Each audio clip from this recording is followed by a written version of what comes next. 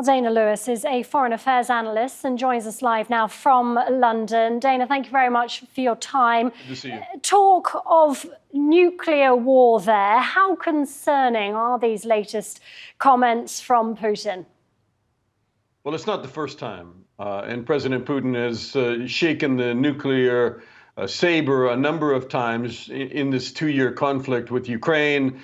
And other members of his inner circle, the Prime Minister Medvedev, who is on the Security Council constantly on Telegram and on social media and in interviews with Russian press, are always threatening to nuke the United Kingdom or Germany. But, any talk of a nuclear strike by a nuclear nation has to be taken pretty seriously. These are devastating, horrible weapons.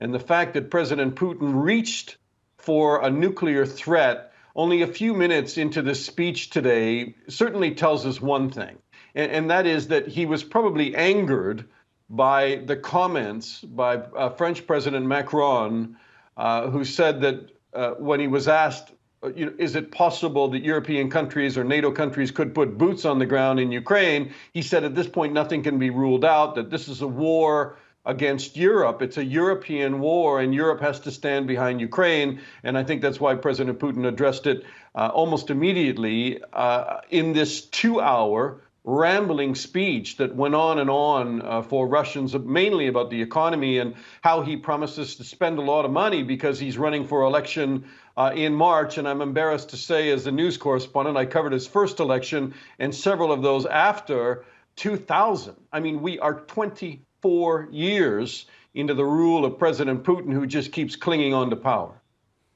Yeah, not that he seems to have to worry too much about that election.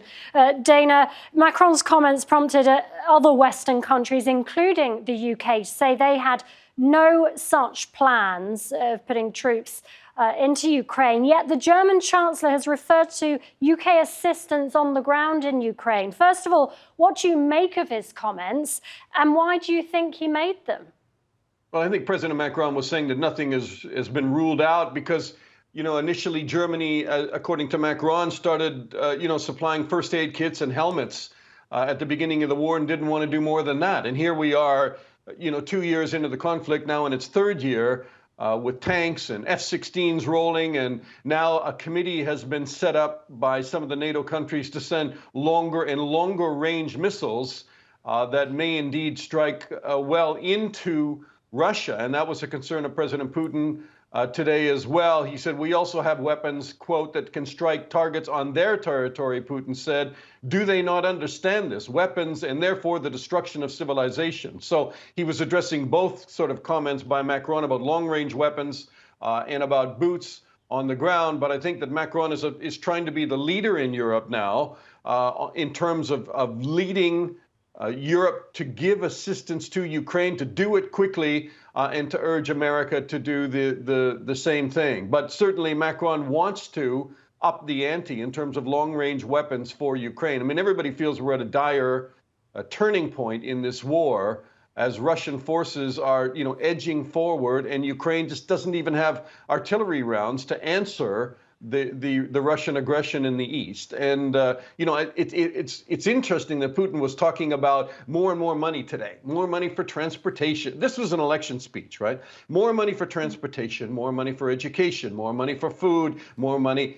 I wonder where he's going to get it all, because 40% of the Russian national budget now goes to the military, to this monstrous assembly line.